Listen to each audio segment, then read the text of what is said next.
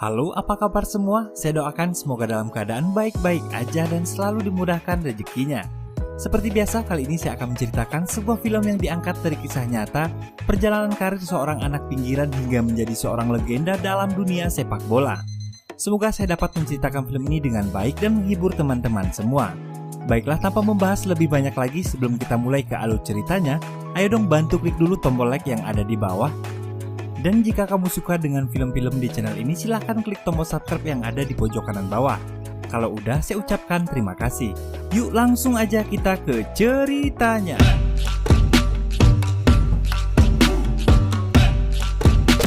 Film dimulai dengan memperlihatkan seorang anak kecil bernama Diko yang sedang bermain bola di sebuah gang bersama teman-temannya.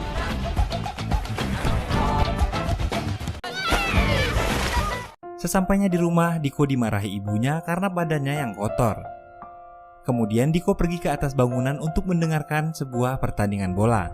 Saat itu yang bertanding adalah Brazil melawan Uruguay pada Piala Dunia di tahun 1950. Dan Brazil kalah pada saat itu. Semua orang yang ada di sana terlihat terdiam dengan wajah sedih, termasuk ayahnya Diko. Karena ayahnya adalah orang yang sangat fanatik sekali dengan permainan bola.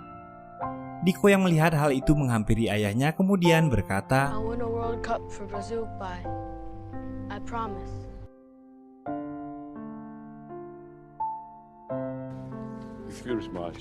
Berpindah ke tempat lain, ibu Diko yang bekerja sebagai seorang pelayan membawa Diko untuk membantunya bekerja di rumah majikannya itu.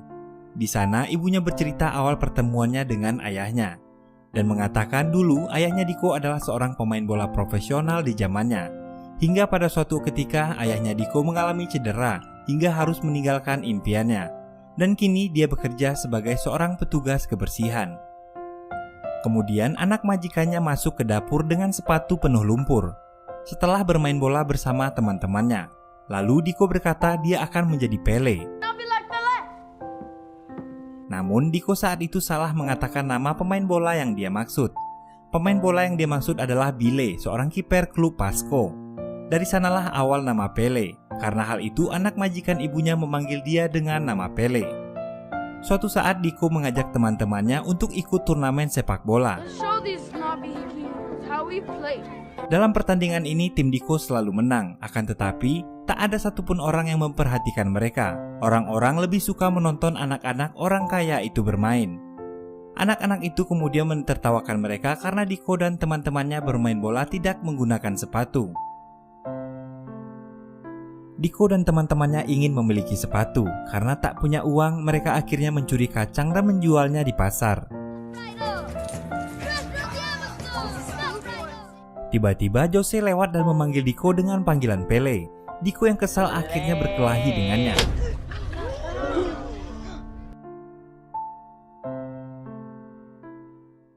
Setibanya di rumah, Diko berbohong pada ibunya dan mengatakan kalau dia baru saja dipukul oleh gurunya di sekolah. Keesokan harinya, di hari pertandingan final, Diko melawan tim Jose. Dengan uang hasil menjual kacang kemarin mereka gunakan untuk membeli sepatu bekas. Sebelum pertandingan dimulai, komentator memanggil dirinya dengan panggilan Pele, dan dari sanalah nama Pele mulai melekat padanya. Pertandingan pun dimulai. Diko dan timnya dengan mudah dikalahkan oleh Jose dan teman-temannya dengan skor 6-0. Diko yang kesal kemudian membuang sepatunya. Melihat kejadian itu, semua penonton mentertawakannya. Terlihat di sana ayah Diko hanya diam dan memperhatikannya. Diko membayangkan sedang bermain bola bersama teman-temannya. Dengan gaya bermainnya yang dinamakan ninja, dia membuat kagum para penonton yang ada di sana. Teman-teman Diko ikut membuka sepatu mereka dan mulai memainkannya dengan teknik ginga yang sangat indah.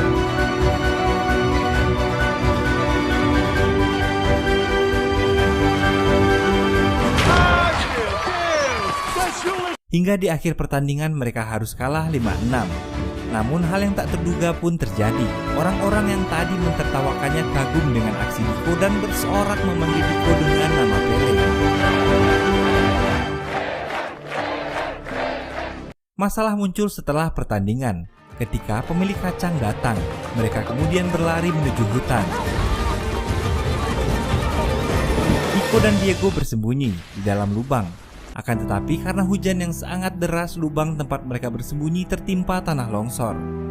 Diko yang sempat keluar lubang berhasil selamat. Akan tetapi Diego tak sempat keluar dari sana. Hingga akhirnya Diego pun tewas tertimbun tanah. Di rumah, Diko terlihat terpukul dengan kejadian itu dan berkata, semua itu mungkin karena salahnya. Sejak saat itu dia berjanji pada ibunya akan menjadi anak yang baik. Di malam itu juga ayah Diego memberikan kartu nama De Brito. Dia adalah seorang pencari bakat sepak bola. Namun Caleste menyimpan kartu nama itu dan meminta Didinho untuk membawa Diko ikut bekerja bersamanya. Keesokan harinya, Diko pergi bersama ayahnya bekerja di sebuah rumah sakit sebagai petugas kebersihan. Suatu hari, ayah Diko mengambil mangga yang sudah matang lalu memperlihatkan teknik gingganya pada Diko.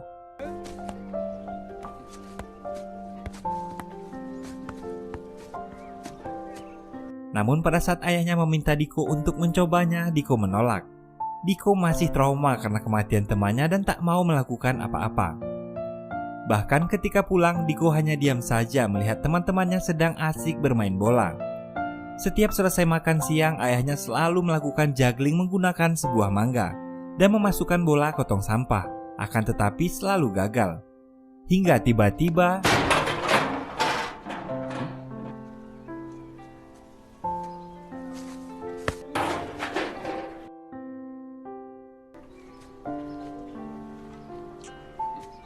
sejak saat itu Diko mulai berlatih. Awalnya Diko gagal karena mangga yang dia gunakan selalu pecah. Namun dia selalu mencoba hingga berhasil mengendalikan agar mangga itu tidak rusak.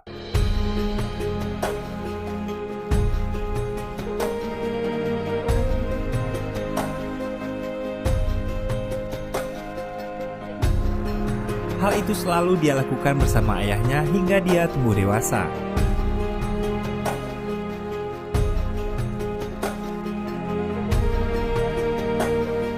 Dan pada suatu hari, saat ibunya melihat Diko berlatih, Caleste yang terharu melihat itu kemudian menghubungi De Brito. Sesampainya di rumah, De Brito telah menunggu Diko di sana. De Brito mengajaknya untuk mencoba ikut bermain sepak bola di klub De Santos. Mendengar hal itu, Diko sangat senang dan memeluk ibunya. Singkat cerita, Diko akhirnya pergi meninggalkan ayah dan ibunya untuk bergabung di klub De Santos.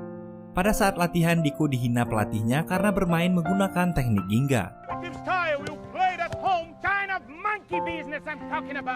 Dan tibalah waktunya pengumuman pemain yang akan bermain di klub De Santos. Diko masuk dalam daftar pemain termuda. Diko yang setiap berlatih menggunakan teknik ginga mendapat tekanan dari pelatihnya dan menganggapnya dengan teknik primitif seperti itu mereka akan kalah. Pelatihnya merasa gaya bermain Eropa lebih baik dari teknik bermain Diko yang merupakan ciri khas primitif Brazil. Karena tekanan dari sang pelatih yang meminta Diko untuk berubah cara bermainnya, dia mulai tak fokus. Dan pada saat tendangan penalti, dia gagal mencetak gol. Dan membuat orang-orang kecewa melihatnya. Pada malam harinya, Diko menangis dan memutuskan untuk pergi dari sana. Tapi saat menunggu kereta di stasiun, Diko dihampiri oleh De Brito. Lalu Diko mengatakan dia tak bisa bermain seperti pemain lainnya. Dan pelatih juga mengatakan caranya bermain sangat primitif sekali. Kemudian De Brito bercerita padanya tentang sejarah seorang budak Brazil keturunan Afrika yang kabur dan lari ke hutan. Di sana mereka diajarkan teknik ginga oleh pendiri seni bela diri capoeira. Hingga akhirnya capoeira dilarang digunakan di Brazil. Hingga olahraga bola masuk ke Brazil dan mereka menyalurkan teknik itu pada permainan sepak bola. Namun pada tahun 1950 Brazil dikalahkan pada Piala Dunia dengan teknik ginga. Dan itulah alasan pelatihnya benci dengan teknik itu. De Brito mengatakan teknik ginga sudah ada pada dirinya. Mendengar hal itu, Diko akhirnya kembali ke klub De Santos. Pada saat pertandingan, Diko menabrak teman satu timnya dan dia teringat saat berlatih bersama ayahnya dulu.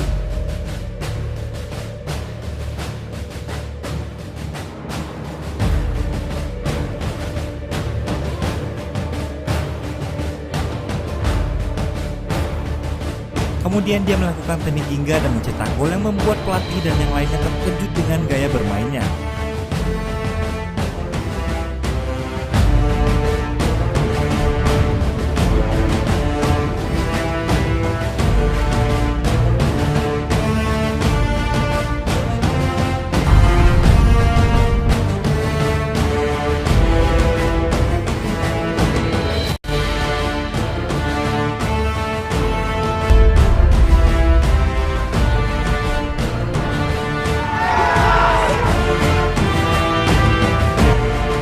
saat itu sang pelatih mulai suka padanya.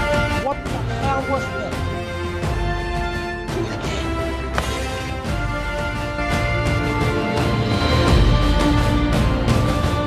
Dia pun dengan mudah mencetak gol dengan teknik-teknik yang belum pernah dilihat orang-orang sebelumnya.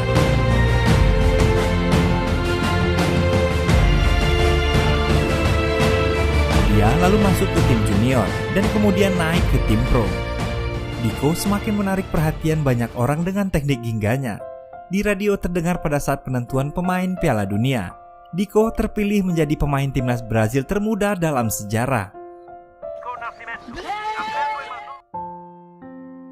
Pada saat akan kembali ke kota, ayahnya memberikan baju buatan temannya yang bertuliskan Pele. Diko berkata nama itu adalah sebuah nama ejekan padanya dari anak-anak orang kaya. Dan ayahnya mengatakan itu adalah panggilan untuknya pada saat dia menggunakan teknik gingga. Lalu ayahnya mengatakan dulu dia adalah seorang pemain profesional yang menggunakan teknik gingga. Tapi rasa ragu itu muncul. Pada saat di timnas, Diko melihat Jose yang dulu adalah anak dari majikan ibunya. Diko dipanggil ke ruangan pelatih dan mengatakan untuk tidak menggunakan teknik gingga dalam Piala Dunia nanti. I don't want to hear it. It won't happen again. It won't happen again. Sejak saat itu, pada saat pertandingan, Diko mulai merasakan keraguan-raguan untuk menggunakan teknik gingga, dan terjadilah hal yang tak diinginkan setiap pemain. Diko mengalami cedera pada lututnya dan dokter menyarankannya untuk beristirahat musim ini. Namun pelatihnya meminta dokter untuk mengobati Diko secepatnya. Keesokan harinya mereka berangkat menuju Swedia untuk babak penyisihan. Diko terus dirawat dengan perhatian khusus. Saat babak penyisihan grup, 3 pemain Brazil mengalami cedera termasuk Jose. Diko yang masih cedera lalu diminta menggantikan Jose bermain.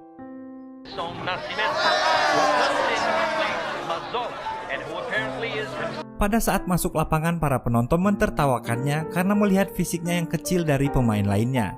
Dia adalah pemain termuda Brazil pada saat itu.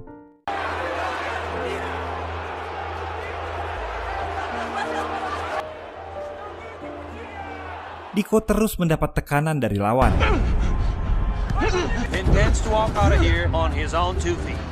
Brazil dan Uni Soviet seri hingga babak pertama berakhir. Pada saat di ruang ganti, Diko bertemu Jose dan meminta maaf. Jose mengatakan dia salah selama ini.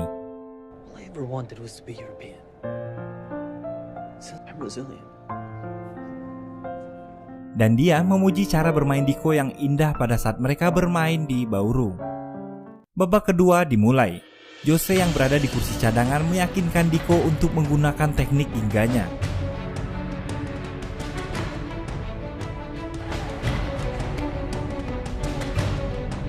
Dengan tenang, Diko melewati satu persatu lawan di depannya.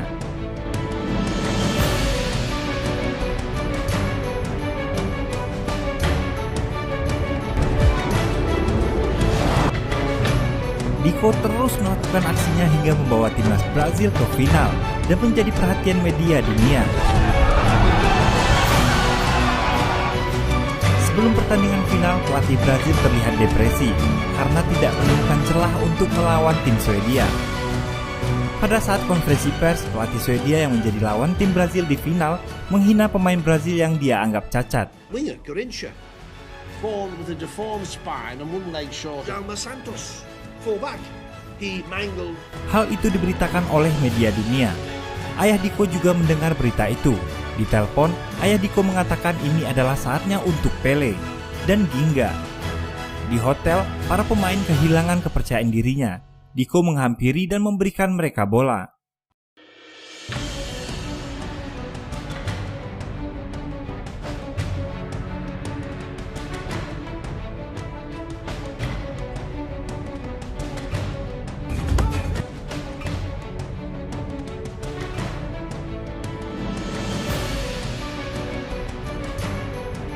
Ketika para pelatih masuk, semua terdiam. Hal yang tak diduga pun terjadi. Setelah melihat mereka bermain di hotel, pelatih memberi kebebasan pada mereka untuk bermain menggunakan ginga. Dia ingin dunia melihat Brazil. Hari pertandingan final pun tiba. Terdengar Pele mulai dibicarakan di beberapa media. Pertandingan pun dimulai. Di awal pertandingan mereka kebobolan dan membuat para penggemarnya terdiam.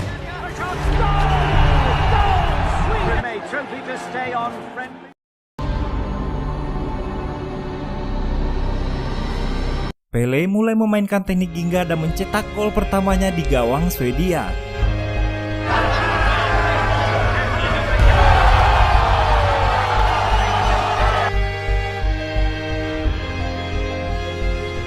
Permainan kembali dilanjutkan. Brazil kembali mencetak gol.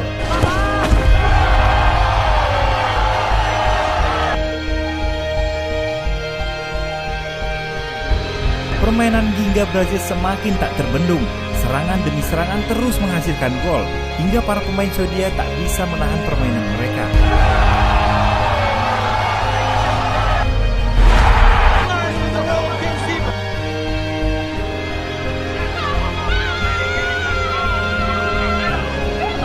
Pele dengan teknik Gingganya mulai dikenal dunia sejak saat itu.